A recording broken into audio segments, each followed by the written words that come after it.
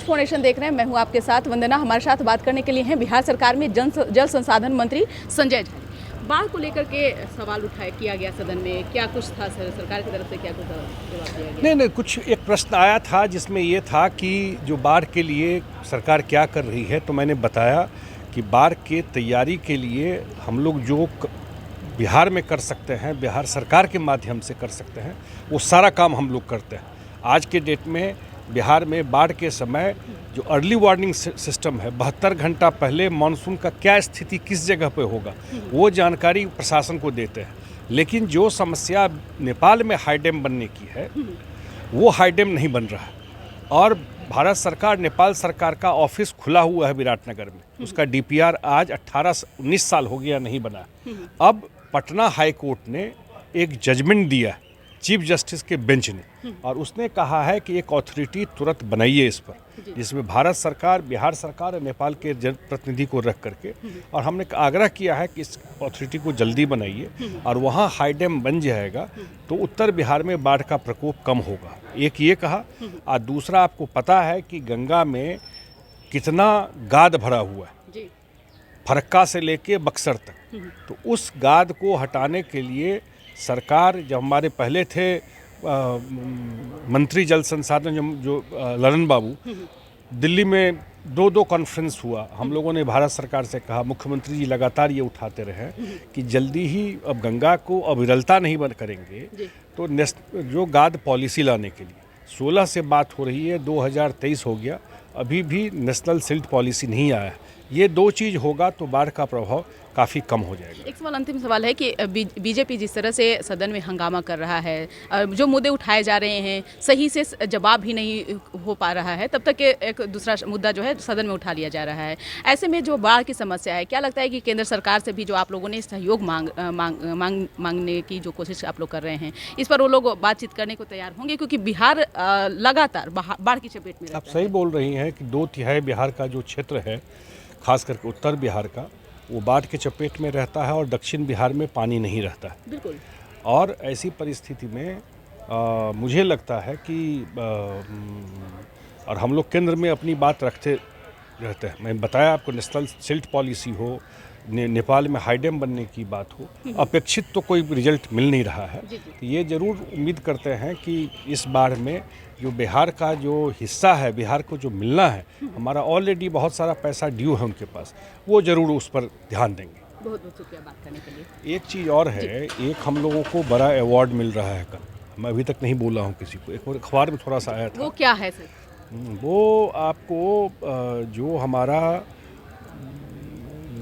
गंगा जल आपूर्ति योजना गया, बोधगया और राजगीर को में पीने का पानी का टाइम पे किया गया, और दूसरा जो गया जी में डैम बनाया गया है, जो सालों भर वहाँ पर पानी रहता है, जहाँ एक बूंद पानी नहीं रहता है, उसको भारत सरकार ने अवार्ड दिया है। कल ये अवार्ड मिलने जा रहा है। भारत सरकार ने भी दोनों काम समय पर हुआ और इतना महत्वपूर्ण काम हुआ, इसको सराहा है। आपका काम सराहनीय रहा। हाँ, इस भारत सरकार अवार्ड दे रहा है इस चीज़ को लेकर। चलिए, बहुत बहुत शुक्रिया। तो ये बड़ी बात इन्होंने कही कि जल संसाधन विभाग ने जिस तरह से जल आपूर्ति योजना को लेकर के जो काम किया है, उसको लेकर भारत सरकार द्वारा जो है अवार्ड मिलने वाला है। और भी आपको छोड़े जाते हैं कि आगे क्या कुछ कहना है बिहार सरकार में मंत्री संजय झा का। वहाँ पर ALS लगाने के लिए, तो रनवे पर जो लाइट लगता है कि अगर फॉग हो, जाड़ा में फॉग हो जाता है, धुंध, लैंड करने में प्रॉब्लम होता है, तो उसमें दिक्कत नहीं। पहले वो लैंड दिया गया, और फिर जो बचा हुआ अब लगभग 54 एकड़ ज़मीन जो है वो उनको दे दिया गया है, जिसमें टर्मिनल बिल्डिंग वगैरह बनेगा। 78 एकड़ ज़मीन, 342 करोड़ रुपया बिहार सरकार अपना पैसा दे के एक्वायर करके एयरपोर्ट अथॉरिटी को ज़मीन दे दिया। और अब हम उम्मीद करते हैं, आपको पता ही है कि दरभंगा एयरपोर्ट देश का सबसे सक्सेसफुल उड़ान स्कीम का एयरपोर्ट, प्रॉफिट वाला एयरपोर्ट। भारत सरकार को इससे कमाई होती उस एयरपोर्ट से। अब उम्मीद करते हैं कि जल्दी से टेंडर करके इस पर काम शुरू कर दे। जब ज़मीन मिल गया, मैं जब मिला था जा कर के माननीय मंत्री, केंद्रीय मंत्री सिंधिया जी से, हमने आग्रह किया था कि हम ज़मीन दे रहे हैं, मैं बोल के आया था फरवरी तक, लेकिन आप पैरेलल इसका टेंडर करके अलॉट कीजिए तब तक, लेकिन वो उन्होंने नहीं किया तब तक भारत सरकार ने। अब उम्मीद करता है कि जल्दी से टेंडर करके इस पर काम शुरू हो जाएगा और जो वहाँ पर और सेक्टर में फ़्लाइट जाना है, इंटरनेशनल एयरपोर्ट बनना है, वो सारी प्रक्रिया पूरी हो। अभी तक एक ही कंपनी का फ्लाइट वहाँ से चल रहा है, इसके लिए भी आप लोगों ने कुछ कहा है? नहीं, हम लोगों ने 2 चीज़ कहा था। अभी आप गूगल करिए कि होली में जो लोग आ रहे हैं बेंगलोर से दरभंगा, कितना फेयर लग रहा है। अब बताइए, हवाई चप्पल वाला हवाई जहाज़ में चढ़ेगा तो कौन हवाई चप्पल 21,000 में मिलता है? बताइए, 21,000 में कौन हवाई चप्पल वाला 21,000 का टिकट लेके आएगा, 20,000 का टिकट लेके आएगा? तो ये हमने कहा था कि भाई इतना जो फेयर है, ये एयरपोर्ट आपको उड़ान स्कीम का एयरपोर्ट है, इसमें बिहार सरकार टैक्स नहीं लेती है। दिल्ली के लिए, मुंबई के लिए और बेंगलोर के लिए 3 जो सेक्टर है जहाँ स्पाइस जेट को मिला हुआ, वहाँ नहीं लेते हम लोग टैक्स। जो air traffic terminal fuel tax जो होता है, वो टैक्स नहीं लेते हैं, इसीलिए कि सस्ता टिकट लोगों को मिलेगा, लेकिन सस्ता टिकट तो नहीं मिलता है।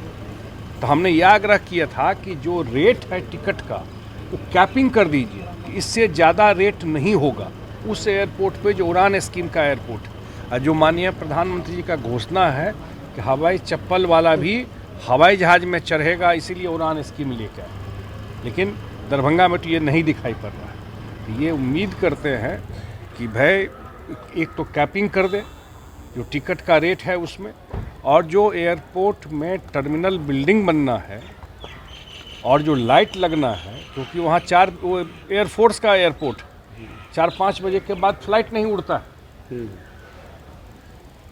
तो उस पर लाइट वगैरह लग जाए, जो उसका डिमांड बहुत ज़्यादा है कि अन्य सेक्टर से भी फ़्लाइट वहाँ आए और अन्य एयरलाइन को भी, क्योंकि जब बनेगा तब, अभी तो छोटा है आपको टर्मिनल बिल्डिंग, तभी तो अन्य एयरलाइन भी वहाँ से उड़ाएगा और प्राइस कम होगा।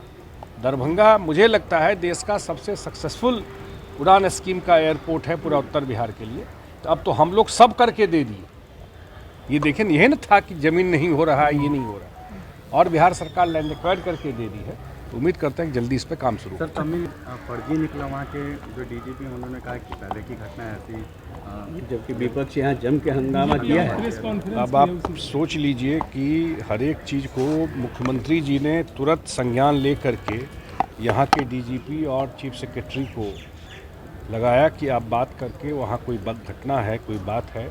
इतना तो मैं ज़रूर कह सकता हूँ कि बिहार में नीतीश कुमार के सरकार में जो भी बिहार के लोग देश दुनिया में जहाँ भी रहते हैं, और जब भी कोई समस्या हुई है, बिहार सरकार उनके साथ खड़ी रही है, कभी भी कोई परिस्थिति रहा है तो अब जो जानकारी, अब तो रिपोर्ट का मुझे एग्जैक्ट आइडिया नहीं है, लेकिन बिहार सरकार इसको क्लोजली मॉनिटर कर रही है।